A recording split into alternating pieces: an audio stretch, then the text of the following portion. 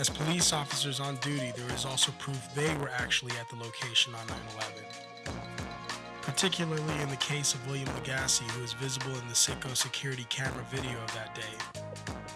Let's watch as both of these fine officers describe what they witnessed.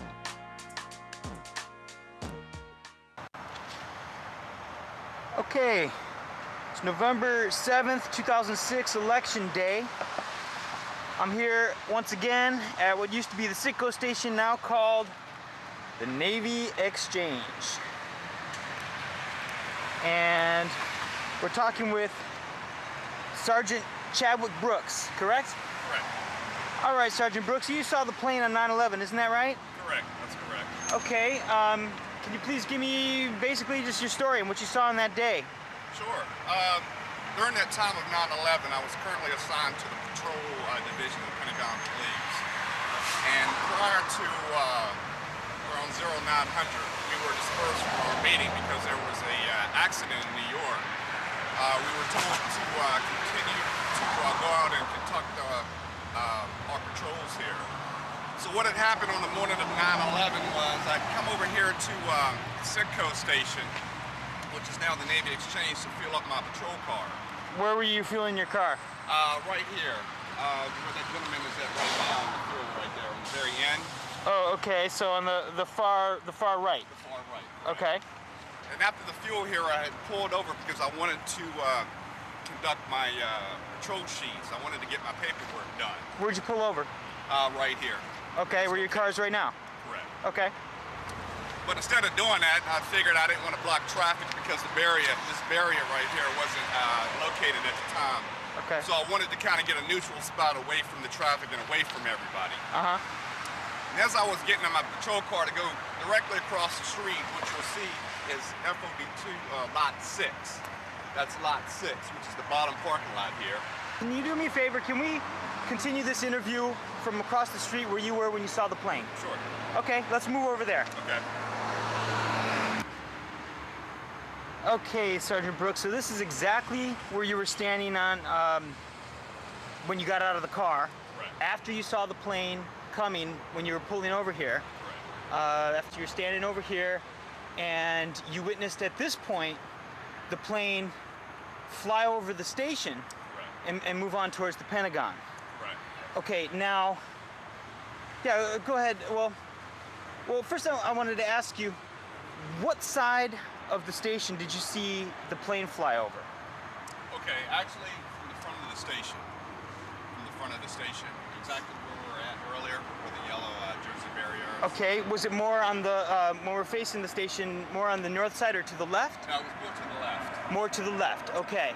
And was the plane, the entire plane to the left of the station, or maybe portion of it over the canopy of the station? No, it was more towards the left. It was the entire plane was to the left Right. station, the wing and everything. Correct. Okay, and how high over the station was it?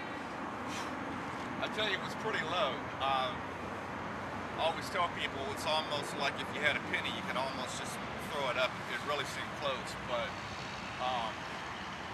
directly see where the telephone pole is?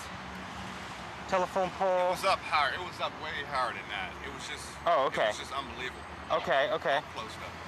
All right, and so when you were standing here, did you see it pass over the station at that point? Correct. Okay. During this point right here, we were able to see everything. We were able to see everything. Right. When that plane came descending across here. Okay, so it came from up over here. Correct. See where the trees are at? Yeah. Where the trees are at? Uh-huh. In the middle? And it was descending. Correct. It was descending. By then it had already been descending. Okay, it was so basically doing a straight line. Just a straight line towards the Pentagon. By Sure. then it was actually en route, and it was a straight line. so you just jumped out of your car and were just to watch it fly over the station. Yeah, we were basically, by then we were calling on the radio. We were saying, dispatch, there's a plane headed towards the Pentagon. There's a plane headed towards the Pentagon. Mm-hmm. But by then I wasn't able to go through. I wasn't able to transmit. Sergeant Roberts at that time was actually in patrol too. He was the actual officer that was able to get through the communications. I know by then people were calling dispatch via their cell phone, but he was actually calling on the air. And I just heard in a loud voice saying, "There's a plane, dispatch. There's a plane coming towards the Pentagon." Sure. At that time. Okay, so you're standing right here. Now, obviously, you got a pretty good view of the Pentagon. Let me zoom on, Sure. on the Pentagon real quick. Let's see how that's the impact point right there. As you see, that's the impact point. And as you see right now, anybody standing at this current location where I'm at can actually see that straight on right there. Now You see, there's nothing blocking. There was actually nothing blocking at that time. So there was a straight shot.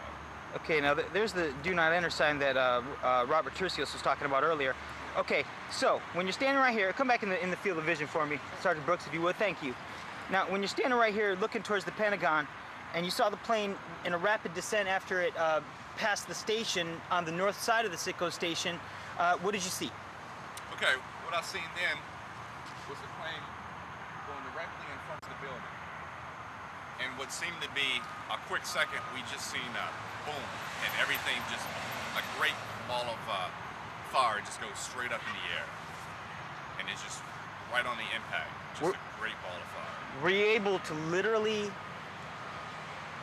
actually see the plane impact the building? Correct. From this location, where I'm standing now, directly turning around and watching that plane literally go into the Pentagon, which is currently located over there.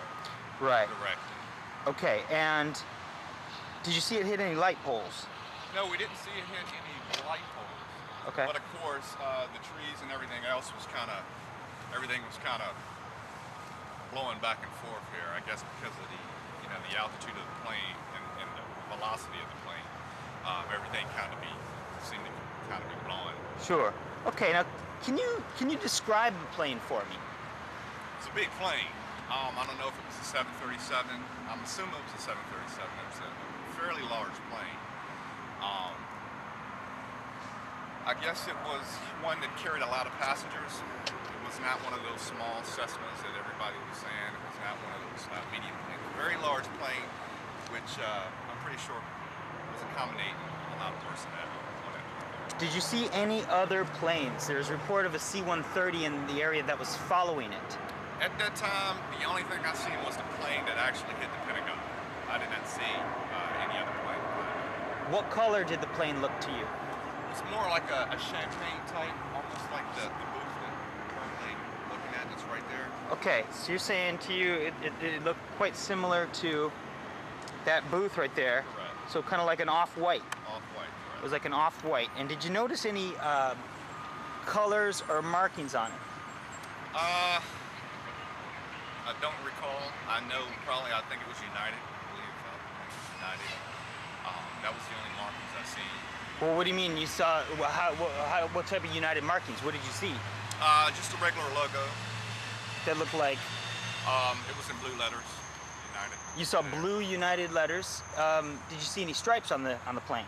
I don't recall. Like I said, it's everything happened so quick. It just happened to, It happened so quick, right? yeah, glance up and then turn around. So.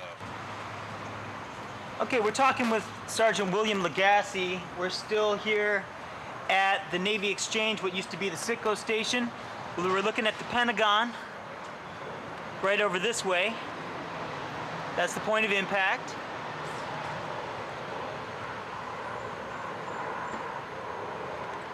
We're on the north side of the Citgo station right now. Sergeant Lagasse, can you please just explain to me what you saw on 9/11? Sure. Basically, I was here to refuel my vehicle. Had my door open. You were standing in that area right there? Well, I was actually standing here. Okay. Now that I know that, why don't you come around here to the front of the car so I can see you better and hear you better?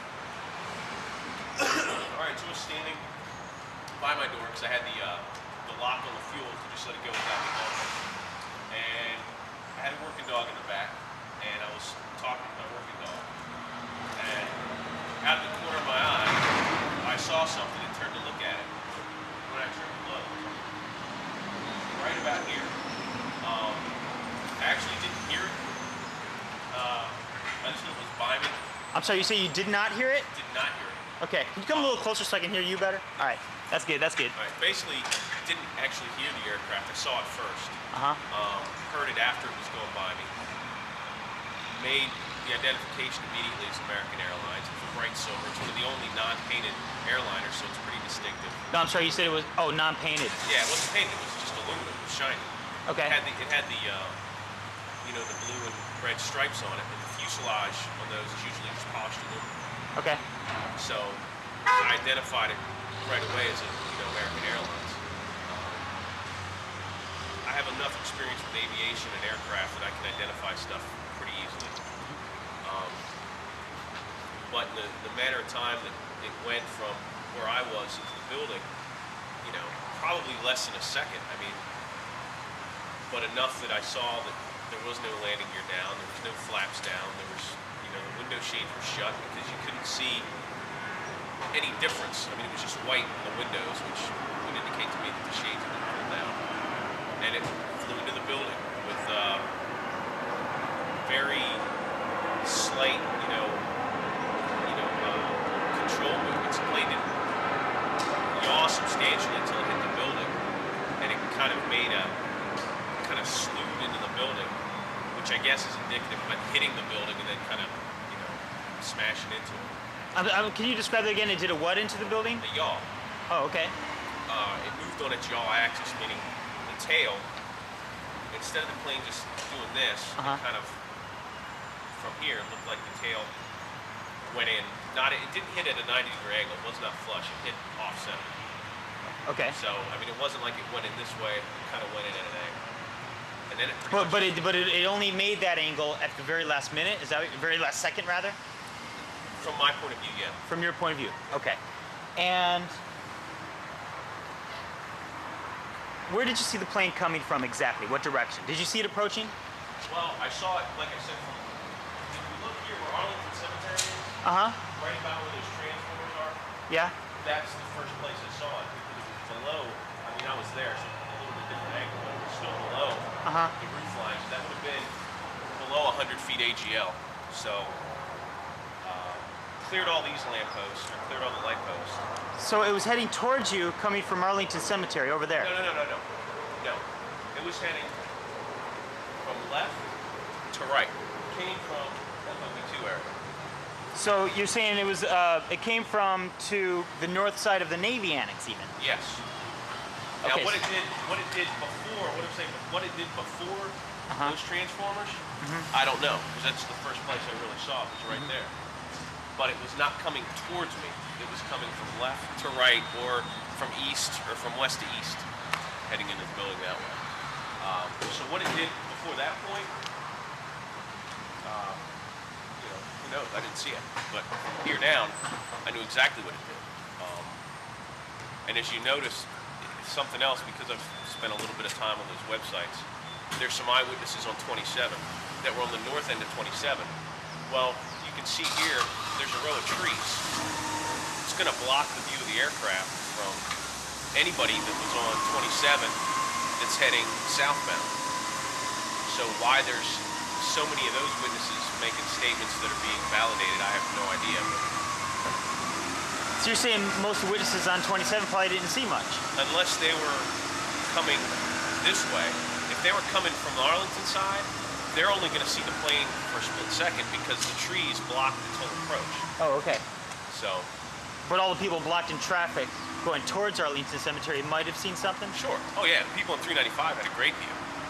Okay. Because 395 loops around here. Yeah. So anybody on 395 would have had a plane view of it. Okay. Now, when you saw the plane approaching the station, at what point of where did it cross over the station? It never crossed over the station. It never crossed over the station. I was here. Like I said. And talk towards me. I can hear you over there. It was almost, when you think about things and you rethink them over and over and over, things change. Because you just, the heat of the moment. But after thinking about it, the wingtip was probably about, I want to say where that fence is, the boundary. Where what fence is? See the stone fence? Oh, the metal fence above it? That's probably as close this way as the plane got to me. Okay, let's see what fence he's talking about. He's talking about this fence way over here. Yeah, that would have been about the center line of the fuselage. Right where that fence is. That's the center line of the fuselage. Yeah, so I want to say it was almost on that angle. If you could have